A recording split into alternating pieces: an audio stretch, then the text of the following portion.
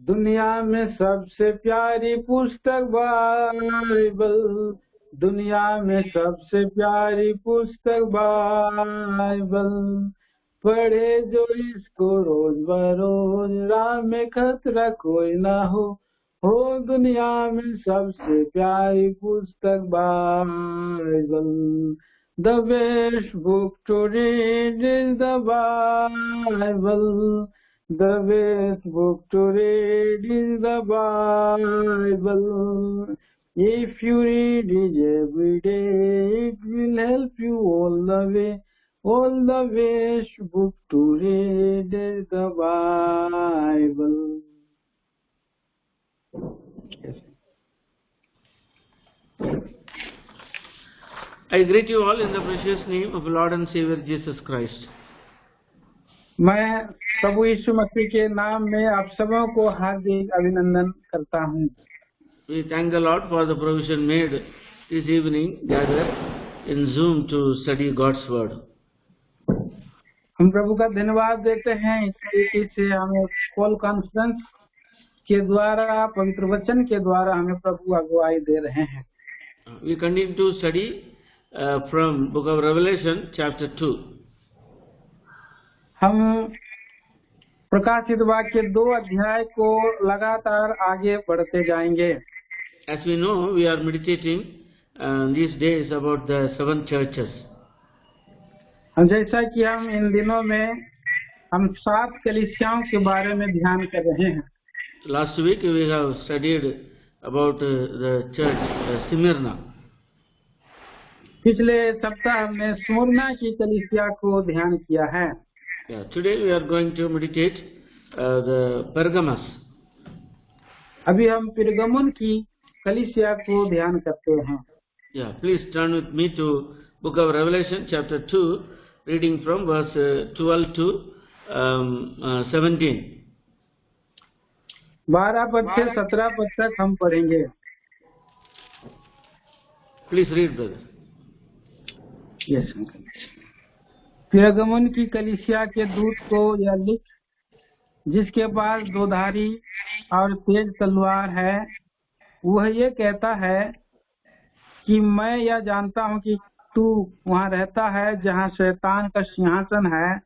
तू मेरे नाम पर स्थिर रहता है और मुझ पर विश्वास करने से उन दिनों में भी पीछे नहीं हटा जिसमें मेरा यह विश्वास योग्य साक्षी अंतिपास तुम्हारे बीच उस स्थान पर घात किया गया जहाँ शैतान रहता है।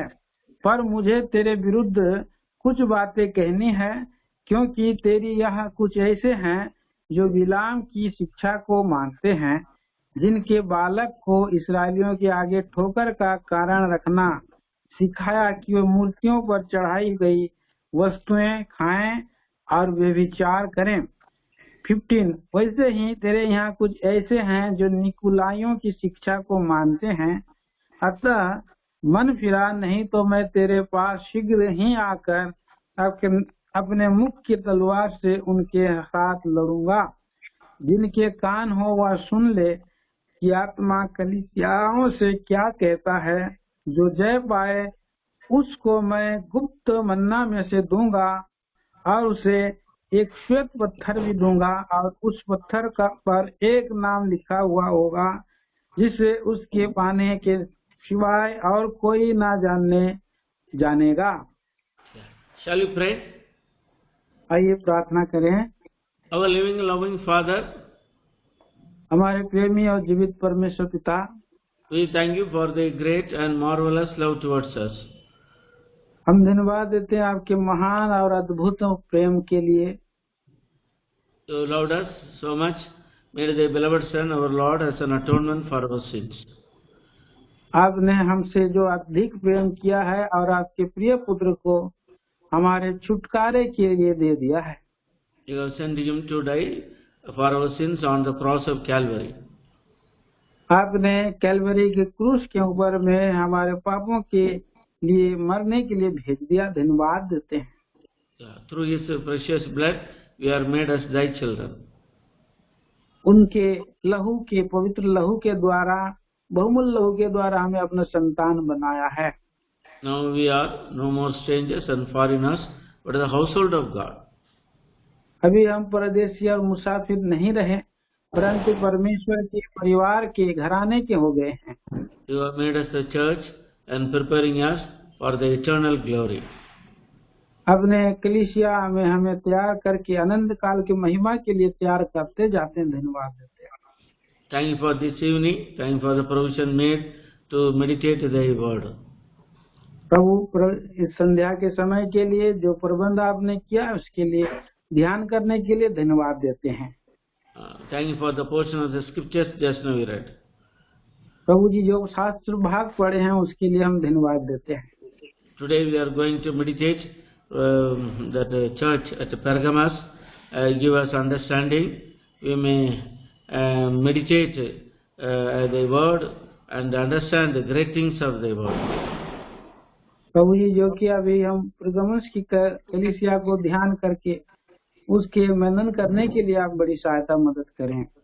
May the Holy Spirit expound the word to us. प्रभु जी, आपके पवित्र आत्मा प्रभु इन पवित्र वचनों को आप प्रकटीकरण करें। Help us to hear the word and obey the word. प्रभु जी, इन वचनों को सुनकर उसको मानने के लिए सहायता कीजिए। Every disturbances, work of the enemy, by faith we rebuke and bind in your mighty name. सारे अंधकार की शक्तियों को मसीह के नाम में हम खंडन करके बांध देते हैं। In Jesus' precious name we pray. प्रभु यीशु क्रिस्त के नाम में मांगते हैं। Amen. आमीन। This Pergamos is the greatest city in Asia Minor. जो पिरगमुस है एशिया माइनर का एक बड़ा शहर है। Yeah, this Pergamos had the first temple dedicated to Caesar. ये पिरगमुस जो है समुद्र के किनारे में सबसे पहले यहाँ पर चर्च स्थापित हुआ है। Caesar worship was introduced in those days. और ये जो उन दिनों में आराधना का केंद्र था। So Caesar, that means ruler of Roman Empire, is called Caesar. The Caesar took the honor and glory and to be worshipped as God. तो वहाँ पर हम देखते हैं कि जो सीजर है और उन दिनों में व्याख्यात था और आराधना संबंधी बातों का वो उसने अपने ऊपर लिया था। So Revelation 2:13 it is recorded, it is called as Satan's seat. और ये निर्गमन के उसका प्रकाशित वाक्य इसका 2:13 में लिखा है कि वो सिंहासन जो शैतान का सिंहासन है। Then we find Pergamos means means married. तो जो पिरगमुन का मतलब है एक जो विवाह के रूप में बतलाया गया है। The church is betrothed or engaged to Christ. जो कलीसिया है और वो प्रभु के साथ उसका मंगनी हो गया है, मिलाप मंगनी हो गया है बताया है। To the church, the Lord he addressed as one who hath sharp two-edged sword with sword. जो इस कलीसिया को जो प्रकट किया है दो धारी और तेज तलवार के नाई है, इस रीति से आप उनको प्रकट किया है। That means one who has the sword and which pierces into the heart of a person. तो इसका मतलब है जो उसके हृदय को छेदने वाली बात को कहता है। Yeah. In another word, Hebrew 4:12 we are told the word of God is living, powerful and sharper than any two-edged sword. दूसरे अर्थों में इब्रानी 4:12 में हम देखते हैं कि परमेश्वर का वचन दो धारी तलवार है, हृदय के आर पार छेदता है और उसको दो भाग कर देता है। Yeah. So here what we understand Lord Jesus Christ presents himself as a God who brings judgment, God who divides things. यहाँ पर इसका अर्थ प्रभु अपने आप को कैसा प्रकट कर रहा है? वो परमेश्वर जो अलगाव करने वाला है, डिवाइड अलग कर देने के, दो भाग करके टुकड़ा कर देने के ऊपर में है। See, this Pergamos church, like Smyrna, it underwent the persecution. और हमने देखा सुमरना की कलीसिया जो सताव में जा रही है, उस रूप में हमने उसको देखा था। So many believers and they were killed, and in all the situation they withstood for the Lord. और वहाँ सारे जो प्रभु के लोगों को उन्होंने जो है और उन्होंने घात किया है, इस रूप से वहाँ पर भेंट करते हुए देखा हमने। So every Roman citizen was compelled to burn incense to Caesar. और सारे और इब्रू के लोग और उसी के जो केसर है उसके सामने में दीन होने के विषय में प्रकट किया। But the Christians, they refused to burn incense to Caesar, considering Caesar as Lord.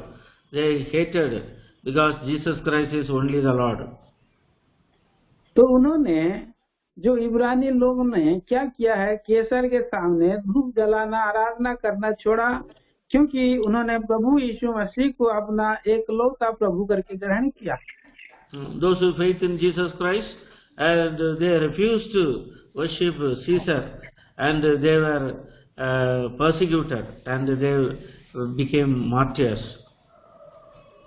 और वहाँ पर देखते हैं कि जिन्होंने प्रभु यीशु को ग्रहण किया है, उन्होंने केसर का आराधना करने में इनकार किया और वे शहीद हो गए हैं। In verse 13, we are told that when Antipas was a faithful martyr.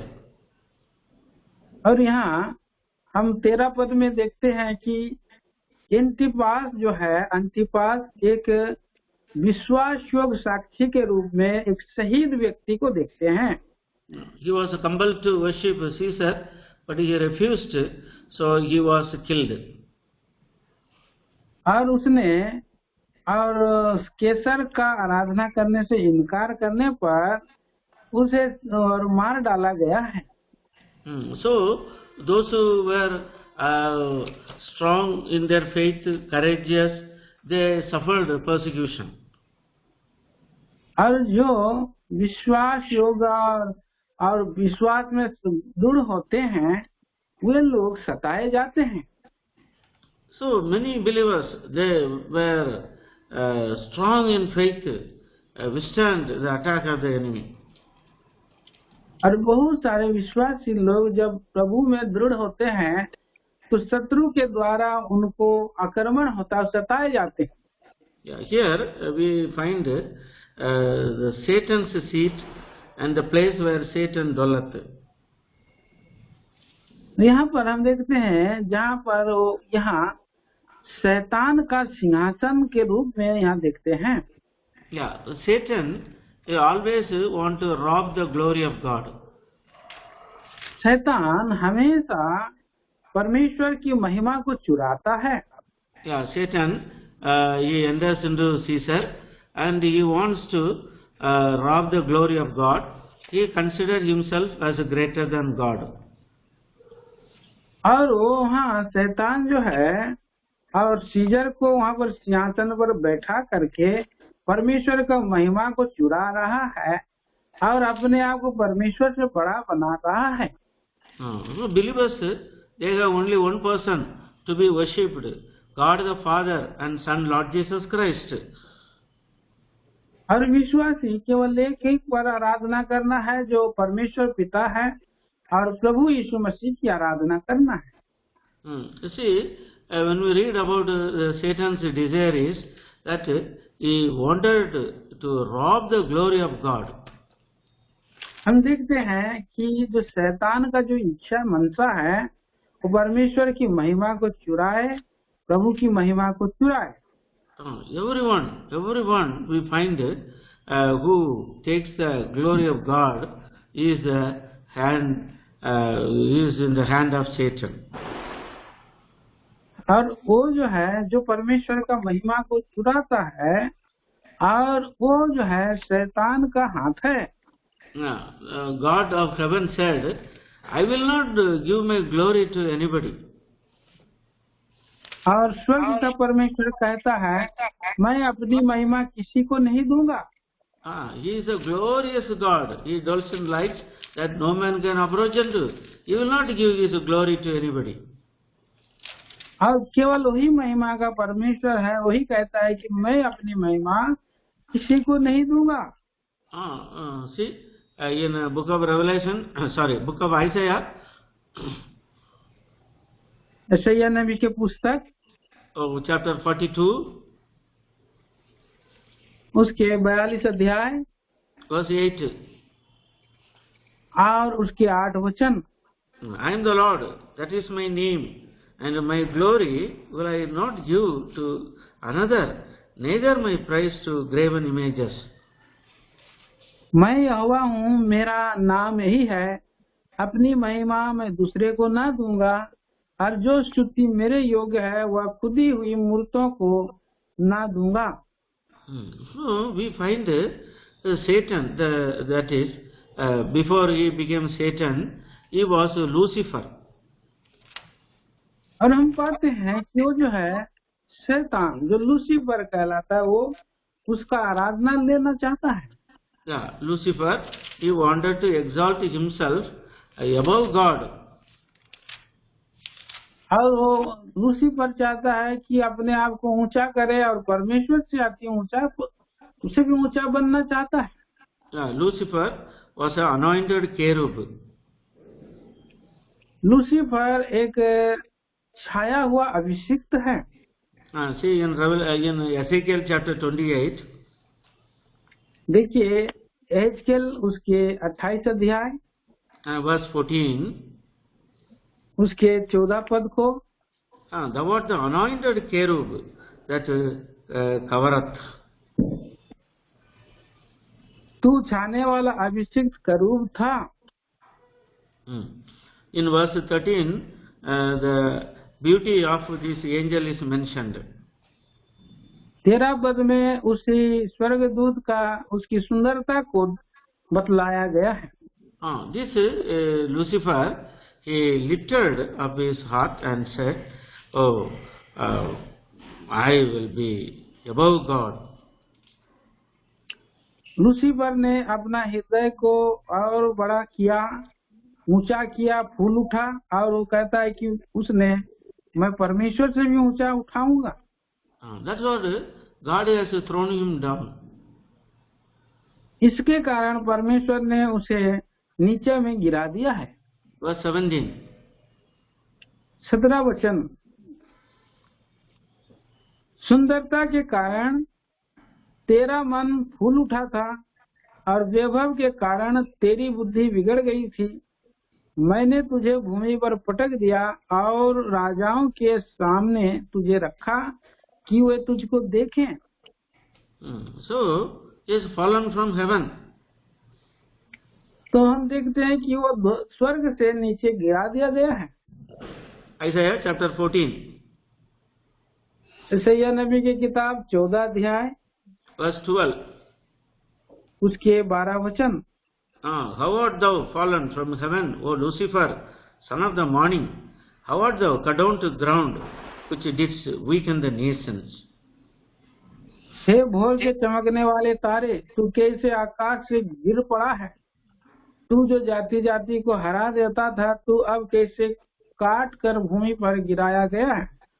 When Lucifer, he wanted to rob the glory of God, above God, God has thrown him down. That Lucifer is called Satan. हम देखते हैं कि वो स्वर्गदूत अपने आप को जब ऊंचा किया, परमेश्वर से भी ज्यादा ऊंचा किया, अपना महिमा और परमेश्वर का महिमा को चुराया, तो उसी समय परमेश्वर ने उसे स्वर्ग से नीचे गिरा दिया है. Since that time, he is working against God and robs the glory of God. और उन्हीं समय से वो परमेश्वर के विरुद्ध काम कर रहा है और परमेश्वर की महिमा को वो चोरी करना चाह रहा है. That's what he enters into people, and the people they'll tell themselves as God, and enters into people and make idols, and behind every idols Satan he robs the glory of God. और वहाँ पर हम इसलिए देखते हैं कि इस तरह से मनुष्य और उस मनुष्य के जीवन में काम करता है जो अपने आप को ऊंचा करता है, और हर एक मूर्तियों के पीछे में शैतान काम करता है और उसको जो है परमेश्वर का महिमा को चुराने के लिए काम करता है. Yeah. So Caesar's time, when Rome was ruled entire world, and Caesar he himself said, "I am God." जो सीजर के समय की बात है, और उस समय सारा रोमी साम्राज्य विश्व में शासन करता था, उसने अपने आप को ऊंचा उठाया और परमेश्वर का समान अपने को ठहराया है. Many Caesar's idols were kept everywhere. People have to worship. बहुत सारे उस सीजर के केसर के और मूर्तियां को बनाया गया और अपने आप को वहाँ पर उसकी आराधना लोग करें बोल के उसको बनाया गया. It's all the work of the enemy, Satan, the fallen angel, want to rob the glory of God. इस रीति से हम देखते हैं कि शैतान जो है वो गिराया हुआ है और वो परमेश्वर का महिमा को चुराना चाहता है. So in Pergamos, and there were people vehemently withstood that attack of the enemy, not to give glory to Satan, but not to worship Caesar.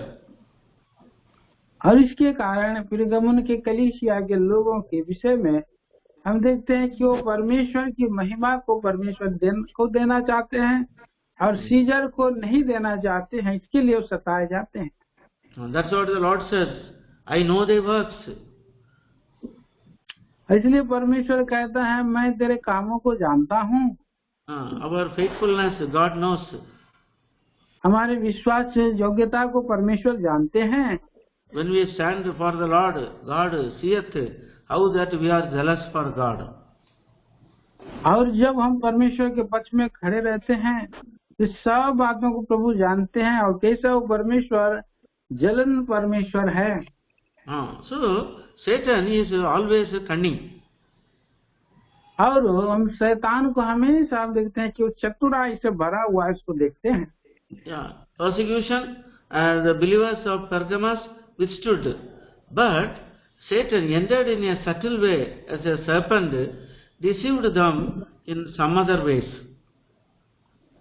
तो ये परगमन की कलीसिया में हम देखते हैं कि किस तरह से वो विश्वासी लोग सताए जा रहे हैं, परंतु शैतान और दूसरे रीति से उनको जो है हानि करना चाहता है. He is like a roaring lion, walketh about whom he may devour. और वो एक सांप के नहीं है और वो एक गरजने वाले सिंह के समान है. First Peter chapter 5 verse 8. पहला पत्रस 5 अध्याय का 8 वचन के पद को देखते हैं. He is like a roaring lion, walketh about whom he may devour. वह एक गरजने वाले सिंह के समान है, इस खोज में रहता है कि किसको फाड़ खाए. Somehow or other he wants to defeat the believers and rob the glory. और किसी भी मार्ग से एक विश्वासी को नीचे गिरा दे और वो उसको फाड़ खाए. So in Pergamos, the Lord says in verse 14, I have a few things against thee. और वहाँ पर पिरगमुन के कलीसिया के बारे में तेरे विरुद्ध में कुछ बातों को पाया हूँ कहता है. In certain areas, Satan has deceived them. कुछ जगहों में जीवन में कि कुछ जगहों में से शैतान जो है और उसको चतुराई में गिरा दिया है. They brought the doctrine of Balaam. और वहाँ पर उसने विलाम की शिक्षा को लेकर आया है. What's that doctrine of Balaam? और ये बालाम की शिक्षा क्या है? Verse 14. 14 पद में Hold the doctrine of Balaam, who taught Balak to cause a stumbling block before the children of Israel, to eat things, sacrifice, and the idols, and commit fornication. जिसने Balak को जो बिलाम की शिक्षा को मानते हैं, जिसने बालाक को इसराइलियों के आगे ठोकर का कारण रखना सिखाया कि मूर्तियों पर चढ़ाई हुई वस्तुएं खाएं और वे विचार करें. So we read when the children of Israel they were coming to Canaan from Egypt. On the way, the king of Moab, Balak, he wants to curse the people of Israel. हम पुराने नियम में Bible में हम पढ़ते हैं, जब Israeli लोग मिस्र से निकल कर के आ रहे थे तो मोआब का राजा ने चाहा, बालाक ने चाहा कि उनको श्राप दे, इसलिए उसने बिलाम को बुलाया है. So he hired Balaam and to curse the children of Israel. और उसने भाड़े पर और बिलाम को बुलाया है और कि उसको श्राप दे. But God would not allow Balaam to curse the children of Israel. और परंतु परमेश्वर नहीं चाहा कि बिलाम और इस्राएलियों को श्राप दे. So all the time, instead of cursing, he blessed the children of Israel. और सेम समय में जिस समय वो श्राप देना चाह रहा था, उसी समय परमेश्वर ने उसके मुंह से इसके लिए आशीष निकाल दिया. See, Balak is a enemy of the children of God. तो ये बालाक और परमेश्वर का और दुश्मन है. But the children of Israel are the people of blessing. God called them and blessed them, and they will be a blessing to others. लेकिन हम ये इस्राएली लोग, इस्राएल के संतान, ये आशीष के भागीदार होना है, क्योंकि परमेश्वर ने आशीष देने के लिए बुलाया है. That's what Balaam says. And how, and God, the people of God who are blessed, how can I curse them? और इसीलिए बिलाम कहता है, जिसे परमेश्वर ने आशीष दिया है, मैं उसको कैसे श्राप दे सकता हूँ. But yet this Balaam had a desire of the wealth promised by Balak. और लेकिन बिलाम को बालाक ने जो है उसको देने के लिए, धनी देने के लिए, और उसने प्रतिज्ञा किया था. So subtly he told to Balak, these people must be defiled by giving what is offered to idols, and also to commit sin or fornication. और इसी वजह से बिलाम जो है उसको ये सलाह दिया था कि किस तरह से अगर इनको उनके सामने में मूर्तियों का रखा जाए और वो जो व्यभिचार करें तो ये लोग पाप में गिर सकते हैं. Children of God are separated people. They should not eat what is offered to idol. जो परमेश्वर के संतान हैं, इस्राएली संतान हैं, वे एक अलग किए हुए लोग हैं और मूर्ति पूजकों के साथ कोई उनका संबंध नहीं है. They should not marry heathen. और वे अन्य पराई स्त्रियों से उनका शादी नहीं कर सकते वे लोग. But terribly, this Balaam, he gave a subtle idea to Balak to invite the people of God what is offered to the idol and to eat and also to do fornication. तो ये जो है Balak को बिलाम ने सलाह दिया है, अगर ये मूर्तियों के चढ़ाई हुए भोजन वस्तु को खाएंगे और बुराई स्त्रियों के साथ अगर कुकर्म व्यभिचार करेंगे तो ये गिर सकते हैं. So very terrible thing. God killed the people. 24,000 people died. और ये एक भयानक बात है कि परमेश्वर ने 24,000 लोगों को मार डाला उनसे पाप के कारण। Chapter 25 verse 9. गिनती उसका 25 अध्याय के 9 पद में हम पढ़ते हैं इसको। And those who died in the plague were 20 and 4,000. और जितने लोग उस महारोग के कारण मरे वो 24,000 लोग थे। Why? क्यों? Because of their sin. क्योंकि उनके अंदर में पाप था। Who brought this sin? और कौन लाया वो पाप को? The enemy. शैतान ने लाया, शत्रु ने लाया है। See, chapter 25 verses 1 and 2. गिनती 25 अध्याय 1 और 2 वचन। Please read.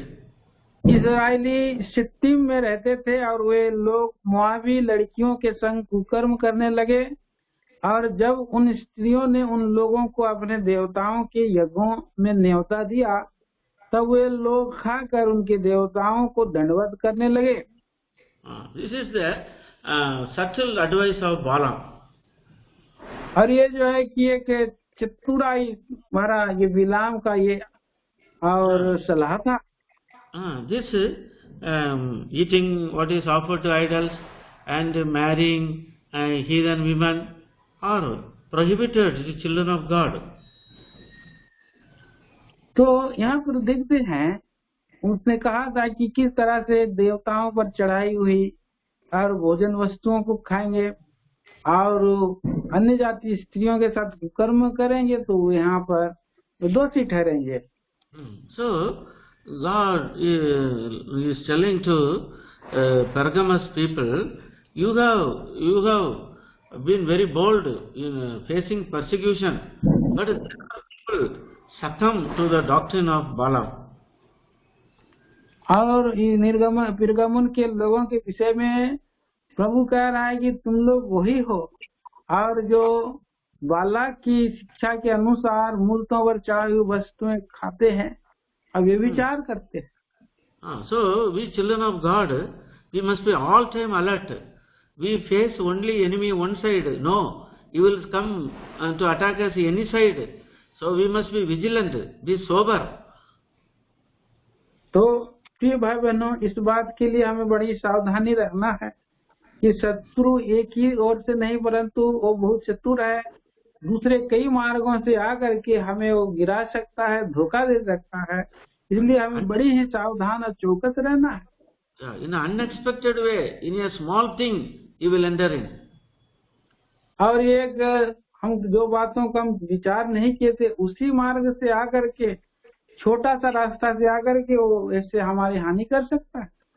So they withstood persecution, but they were defeated in the doctrine of Balaam by fornication and the eating offered to idols. ये सताव का बड़ा मार्ग से भी आया, परंतु ये छोटा मार्ग से जो अशुद्ध होने वाली वस्तुओं को खाकर अव्यभिचार करने के द्वारा भी वो लोग आया है। That's what Revelation 2:14 we are told. But I have a few things against thee, because thou hast there them that hold the doctrine of Balaam, who taught Balak to cast a stumbling block before the children of Israel, to eat things sacrificed to idols and commit fornication.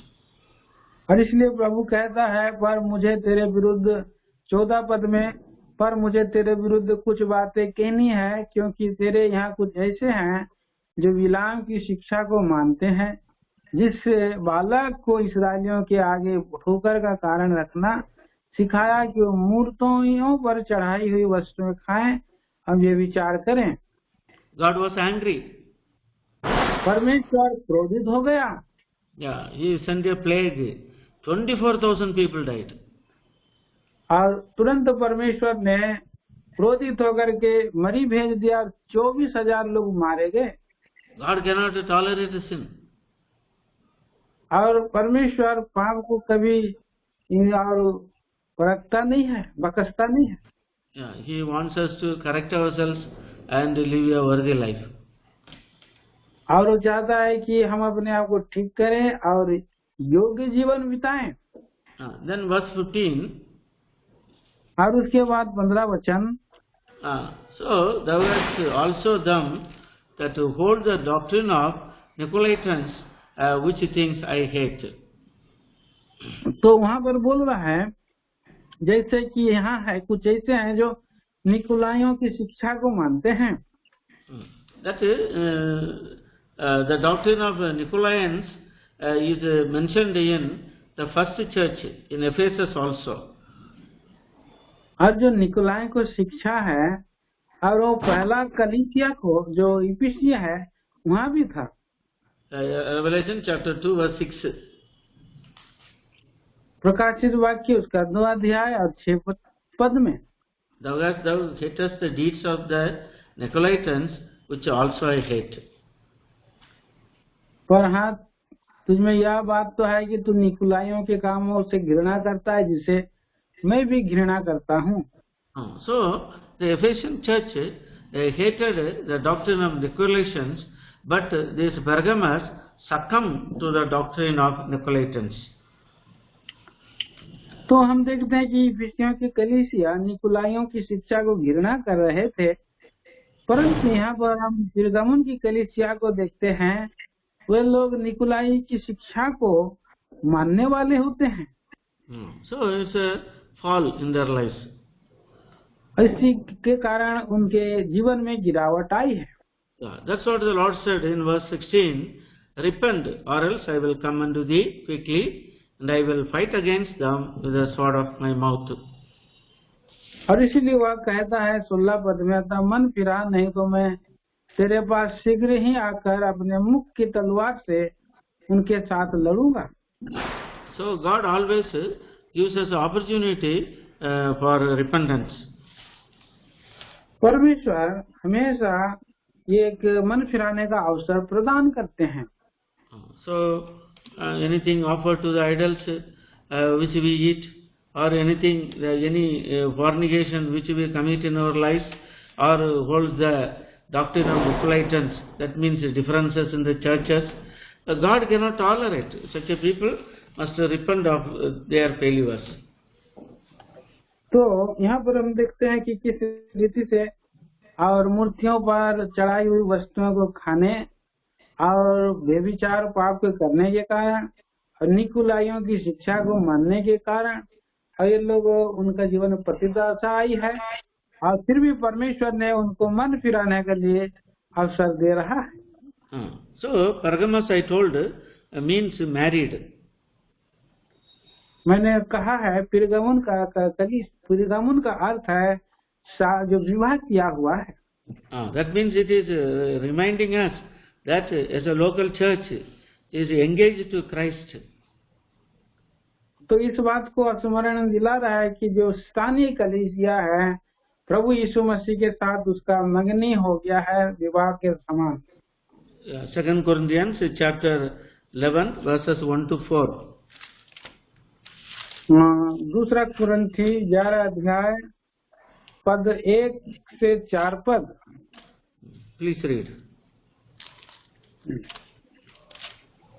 यदि तुम मेरी थोड़ी सी मूर्खता सह लेते हो तो क्या ही भला होता। हाँ, मेरे सह भी लो, क्योंकि मैं तुम्हारे विषय में ईश्वरीय धुन लगाए रहता हूँ, इसलिए कि मैंने एक ही पुरुष से तुम्हारी बात लगाई है कि तुम्हें पवित्र कुंवारी के समान मसीह को सौंप दूं। परंतु मैं डरता हूँ कि जैसे सांप ने अपनी चतुराई से हव्वा को बहका दिया, वैसे ही तुम्हारे मन उस सिधाई और पवित्रता से जो मसीह के साथ होनी चाहिए कहीं भ्रष्ट ना किए जाएं। यदि कोई तुम्हारे पास आकर दूसरे यीशु का प्रचार करे जिसका हम प्रचार हमने नहीं किया, तो यदि कोई आत्मा तुम्हें मिले जो पहले ना मिला था, या और सुसमाचार सुनाए जिसे तुमने पहले ना माना था, तो तुम उसे सह लेते हो। So churches espoused unto you one husband, that I may present you as a chaste virgin to Christ. Verse 2. तो दो पद में देखते हैं क्या, क्योंकि मैं तुम्हारे विषय में ईश्वरीय धुन लगाए रहता हूँ, इसलिए कि मैंने एक ही पुरुष से तुम्हारी बात लगाई है कि तुम्हें पवित्र कुंवारी के समान मसीह को सौंप दूं। So we should not get ourselves corrupted in this world by anything of this earth. तो इसका मतलब यह है कि हम इस पृथ्वी पर और किसी भी वस्तुओं से अपने आप को भ्रष्ट अशुद्ध ना करें। Church is engaged to Lord Jesus Christ because we are purchased by the precious blood of Jesus Christ. कलीसिया पवित्र बहुमूल्य लहू के द्वारा से खरीदा गया है, इसीलिए वो किसी भी बातों में अशुद्ध ना होएं। See in book of Revelation, book of 1 Corinthians chapter 3 and then chapter 6, we understand our body is a temple of the living God. और इस बात को हम देखते हैं यहाँ पर, और 3 अध्याय, और जो चर्च है वो लिविंग गॉड, जीवित परमेश्वर के बारे में है। See verse 16, chapter 3, 16 and 17.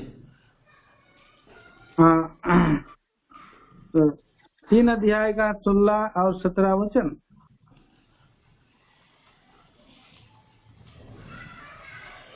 Revelation uncle, No, 1 Corinthians 3, 16, 17. Sorry, तो पहला कुरिन्थी 3 अध्याय और उसका 16 और 17 वचन।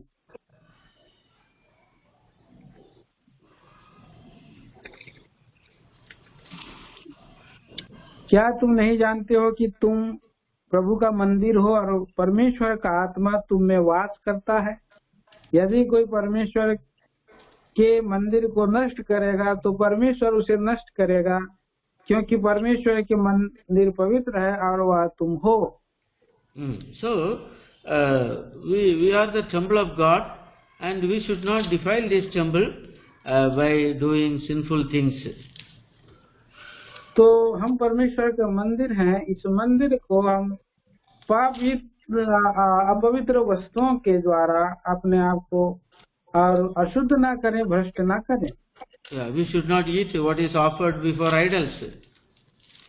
और हम उन वस्तुओं को ना खाएं जो मूर्तियों पर चढ़ाया हुआ वस्तु है। We should not involve in adultery or any other immoral life. और हम व्यभिचार ना करें जो ऐसे अनेक अशुद्ध पापों को करते हैं। These 2 things defile our body. ये 2 बातें हमारे देह को और अशुद्ध कर देती हैं। In 1 Corinthians chapter 5, Paul he speaks about fornication. और पहला कुरिन्थी 5 अध्याय में पौलुस जो है व्यभिचार के बारे में चेतावनी दिया है। Paul he says, do you know that we are bought with a price? और कहता है कि तुम नहीं जानते हो कि हम परमेश्वर और हम लोग खरीदे गए हैं। We are bought with a price, purchased by the precious blood of Jesus Christ. हम परमेश्वर के, हम लोग प्रभु के लहू के द्वारा खरीदे गए हैं। So we should not defile ourselves. और हम अपने आप को अशुद्ध ना करें। So we are exclusively for Lord Jesus Christ. और हम प्रभु के ही हैं अदृश्य रूप में। If a girl is engaged for a boy, if the girl lives a very sinful life, will the boy accept her again? और जैसे कि हम देखते हैं, और जो लड़का के साथ मंगनी हो गया है, तो क्या अगर वो पाप जीवन बिताएगा तो क्या लड़का उसे ग्रहण कर सकता है? No, she is meant for that boy, but she cannot live the sinful life. और नहीं, वो उसको छोड़ दिया क्योंकि उसने और पाप के जीवन को बिताया है। We are bought with a price. और हमें जो है कि हमें खरीदा गया है। So if any man he lives such a life, God will destroy. और ऐसे जो कोई भी व्यक्ति जीवन बिताता है, परमेश्वर उसको नाश करता है। Verse 17. 1 Corinthians chapter 3 verse 17. पहला कुरिन्थी 3 अध्याय 17 वचन।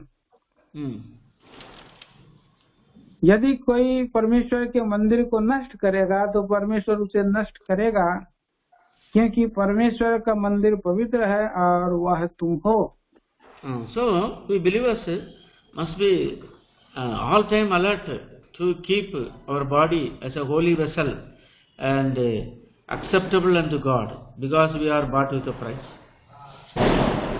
तो प्रिय भाई बहनों, इसीलिए कि हम विश्वासी लोग हैं, हम प्रभु के महबूब के द्वारा से खरीदे गए हैं, इसीलिए इस बात की चौकस रहना है कि हम पवित्र जीवन बिताएं। That's what God was not happy. These children of God, children of Abraham, they ate idols, offered to idols, and they lived in fornication. 24,000 the Lord killed. इस कारण अब्राहम के संतान इस्राएली लोगों ने और पाप के और मूर्ति पूजा के जीवन बिताने के कारण परमेश्वर क्रोधित हुआ और 24,000 लोगों को मार डाला। So we must be very careful. इसके लिए हम अपने आप को बड़ा चौकस रखें। Holiness is essential. God said, Leviticus chapter 11 verse 44 and 45, be holy for I am holy. तो ये पवित्रता अति आवश्यक बात है। और लेवी व्यवस्था 11 अध्याय 44 और 45 पद में प्रभु कहता है, तुम पवित्र बनो क्योंकि मैं पवित्र हूँ। So as a church, individually and collectively, we belong to God. We ought to live a holy life and keep our vessels holy, which is acceptable unto God. तो हम चाहे व्यक्तिगत हो या मंडलिक हो, हम सभी पवित्र पात्र के नाई हम अपने आप को चौकस रखें और तैयार करें और पवित्र जीवन हम व्यतीत कर सकें। What the Lord says in Revelation 2 verse 16. और परमेश्वर क्या बताता है, कहता है, come unto thee quickly, I will fight against them with the sword of my mouth. और कह रहा है 16 पद में आता, मन फिरा नहीं तो मैं तेरे पास शीघ्र ही आकर अपने मुख के तलवार से उनके साथ लड़ूंगा। Who can stand before the sword of the mouth of the Lord? और कौन खड़ा रह सकता है उस मुख के तलवार के सामने में परमेश्वर के?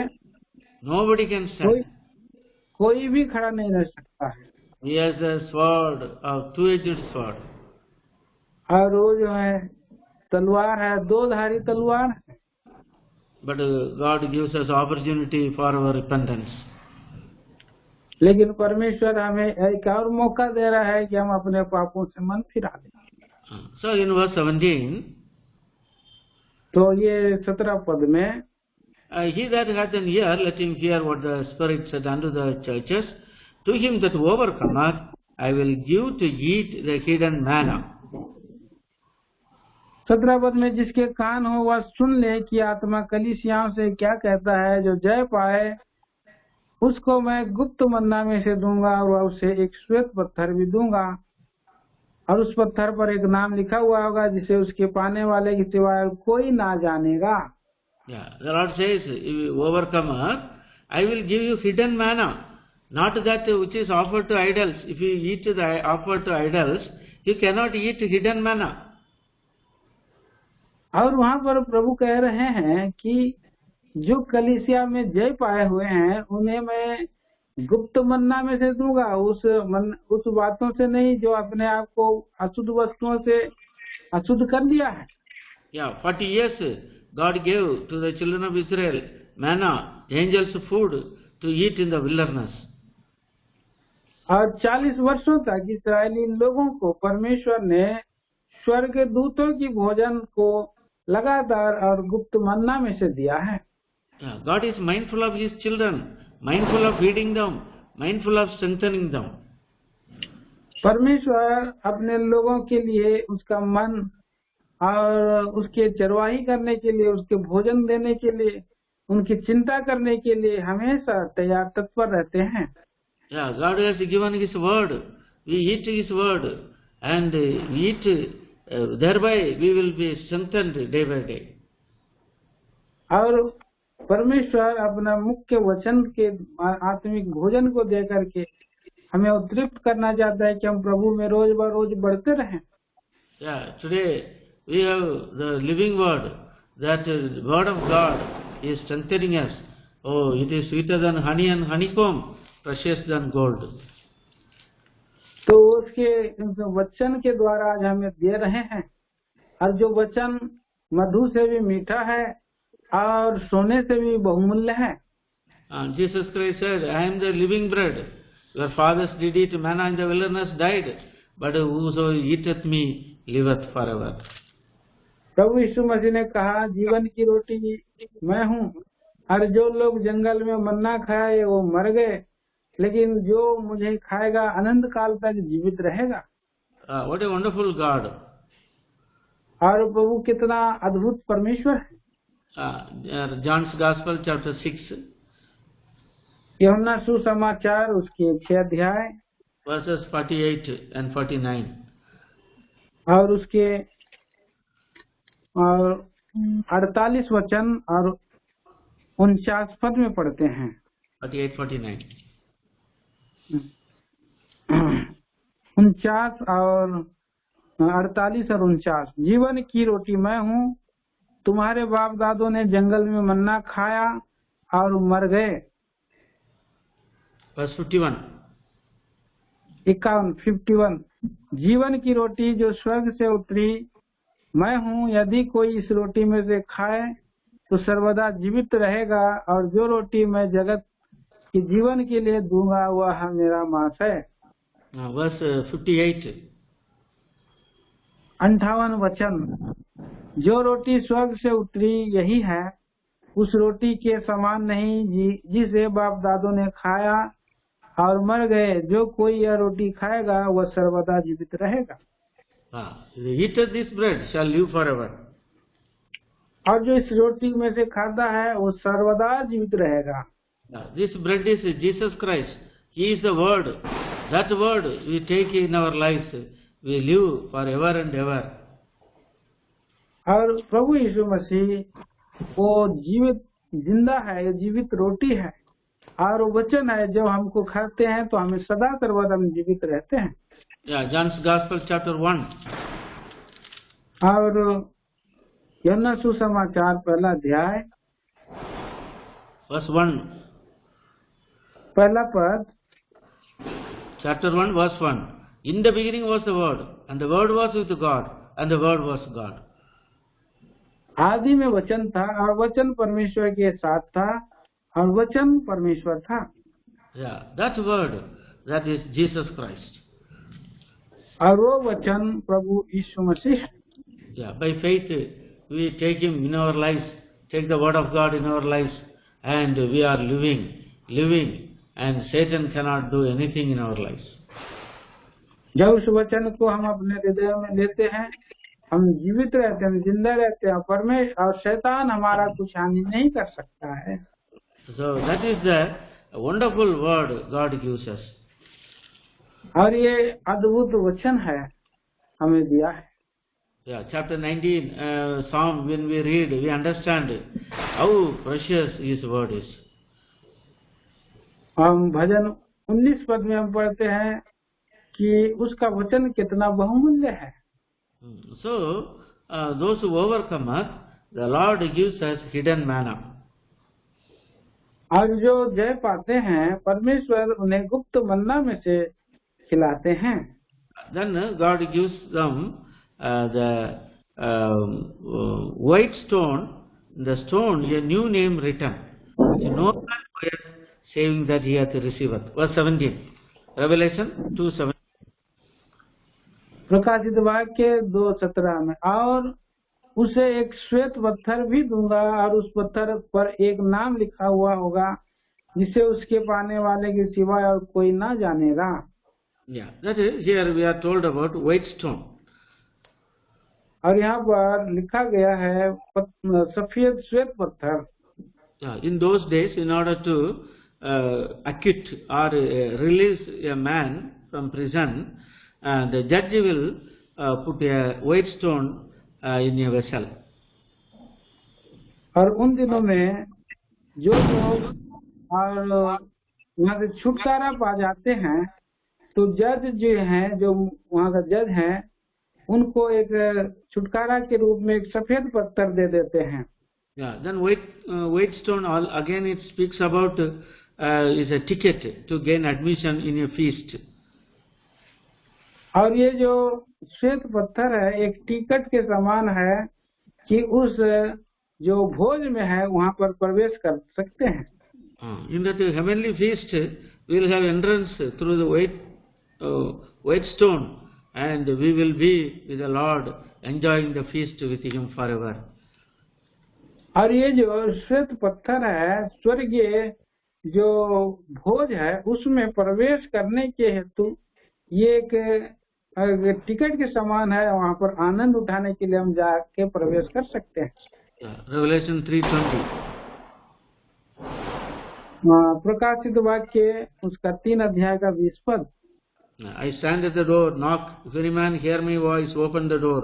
I will come into him and sup with him, he with me.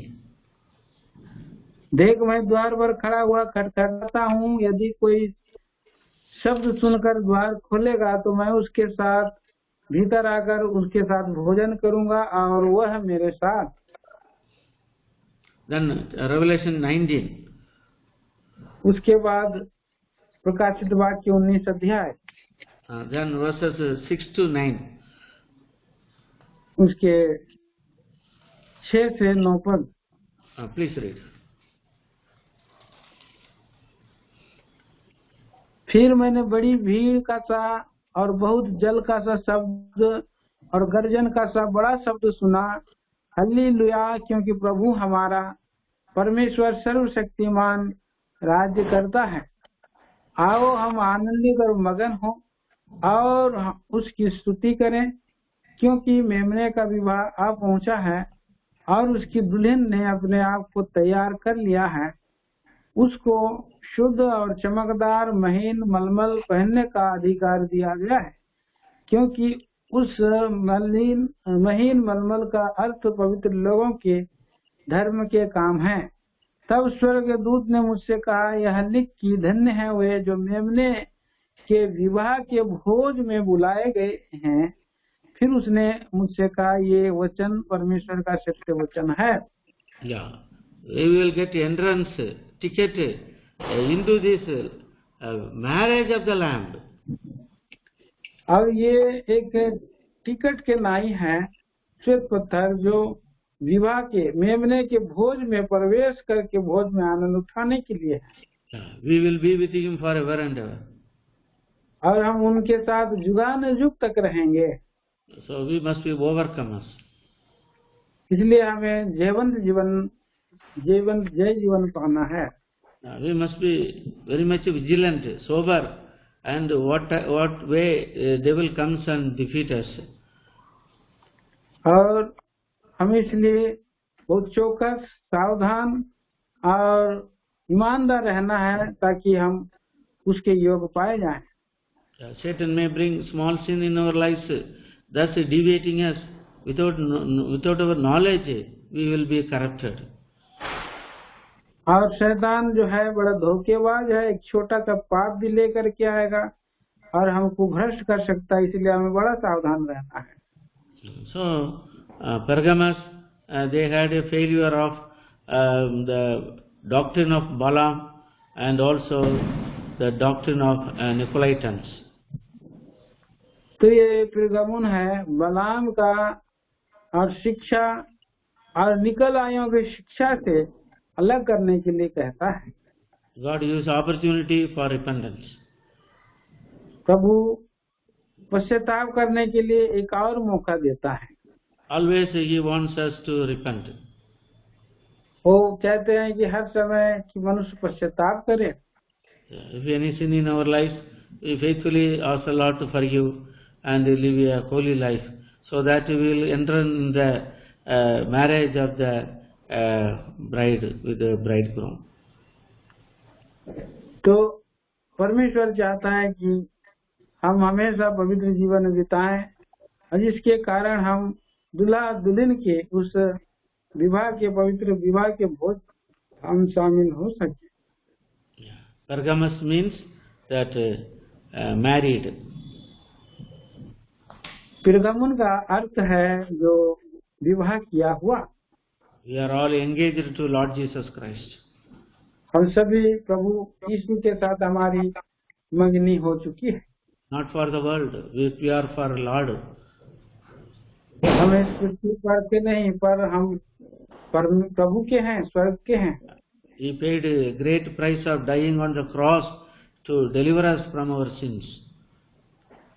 और हमारे पापों से के छुटकारे के लिए उसने बड़ा बलिदान कैलवरी के क्रूस के ऊपर पर उठाया है. The holy, glorious Lord Jesus Christ left all His glory, came to this earth, willingly suffered and died on the cross for our sins.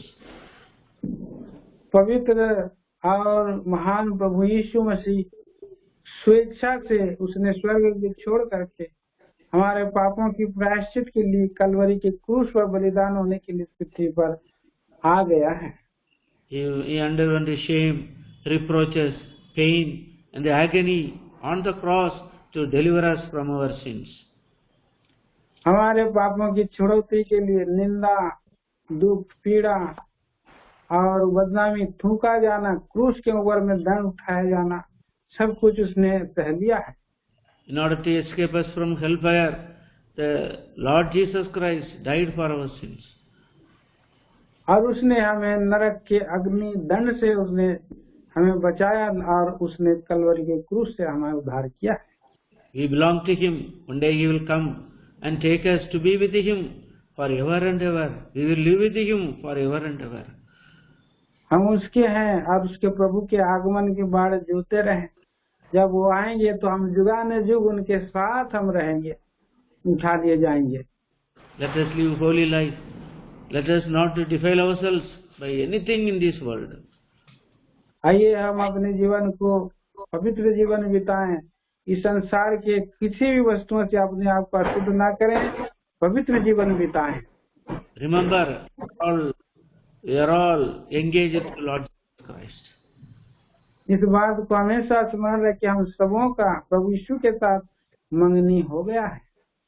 Shall we pray? आइए हम प्रार्थना करेंगे. Our living, loving Father, हमारे प्रेमी और जीवित पिता परमेश्वर, thank you for enabling us to meditate the message to church at Pergamos, and thank you for revealing their goodness and their failures also. प्रभु जी हम धन्यवाद देते हैं परगमन की कलीसिया के बारे में और उनके जो कमी घटी के बारे में और जो कुछ भली बातों के बारे में ध्यान कर सके हैं. Lord, forgive all our failures, understanding that we are all exposed to Thee. Lord, one day You will come and take us to be with You in marriage with a bridegroom, and as a bride we will be united with You forever and ever. और प्रभु जी हमारे जीवन के सारे भूल चुका अपराधों को क्षमा करें और हमें प्रभु जी तैयार करें कि जब आप आएंगे हमें ले जाएंगे, उसके लिए तैयार करें कि हम स्वर्ग में दुल्हा दुल्हन के समान उस विवाह के भोज में हम निमंत्रित हो सके, वहाँ पर हम जा सकें. Help us live an undefiled life upon this earth. प्रभु इस पृथ्वी के चर्च पर हमें पवित्र जीवन बिताने के लिए, अशुद्ध ना होने के लिए आप हमारी सहायता मदद कीजिए. Bless the word given. प्रभु दिए हुए वचनों को आशीष दें. In Jesus' precious name we pray. प्रभु यीशु मसीह के नाम में मांगते हैं. Amen. आमीन. Now the grace of Lord Jesus Christ, love of the Father, the communion and the fellowship of the Holy Spirit be with us forever and ever. Amen. आमीन. Amen. Amen. Praise the Lord. Amen.